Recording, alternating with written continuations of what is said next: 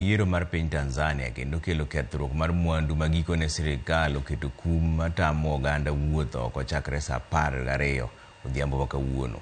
Ng'anyo ma kamago kwedo kit telo mar pinyno kod kaka obagi yiero ma wang'ni jatend pinyno Samia Suluhu ineno ka gima noketo ohinga ne jogo ma yande laro kode kom. Eric Ounda miwalera. Ne en odiochieng' ma oketi tenge ne yiero e pinyno mar Tanzania. Makmana ni ombulu mawang'ni obedo ma opogore kaluwore gi ng'ur magikone onyuolo ng'anyo e pinyno. Tupigwe risasi na wakati tunaandamana maandamano ya haki? Kwani tupigwe risasi? Rawere ne omondo wuok e ndara ka kwedo kit telo ma jatend pinyno Samia Suluhu osebedo ka nyiso nyaka ne okaw telo ka owuok kuom jatend pinyno mane onindo e higa mar 2021 John Pombe Magufuli.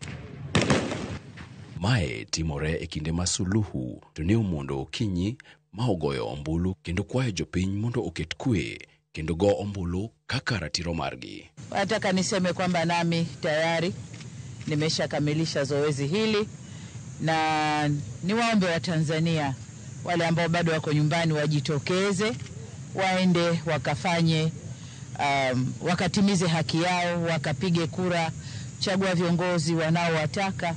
But a majority of Tanzanians do not see it as such. They see it as a performance staged to create an illusion of democratic process, which in fact is not the case. Yiero malungo wang' ne onenore e boma maduong' mar Dar es Salaam tok ka jong'anyo wuok e ndara kendo dwaro mondo jatend duond bura maketo sirkal tesre Tundu Lissu we thuolo kowuok e od ang'ech.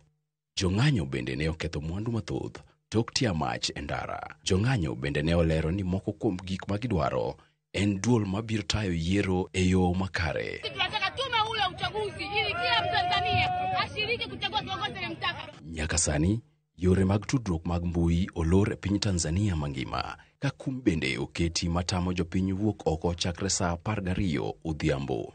Jakom duond bura mar Chadema John Kitoka oseyo kit telo masani kendo nyiso luoro. No one is safe now. No one is safe except those who support the government.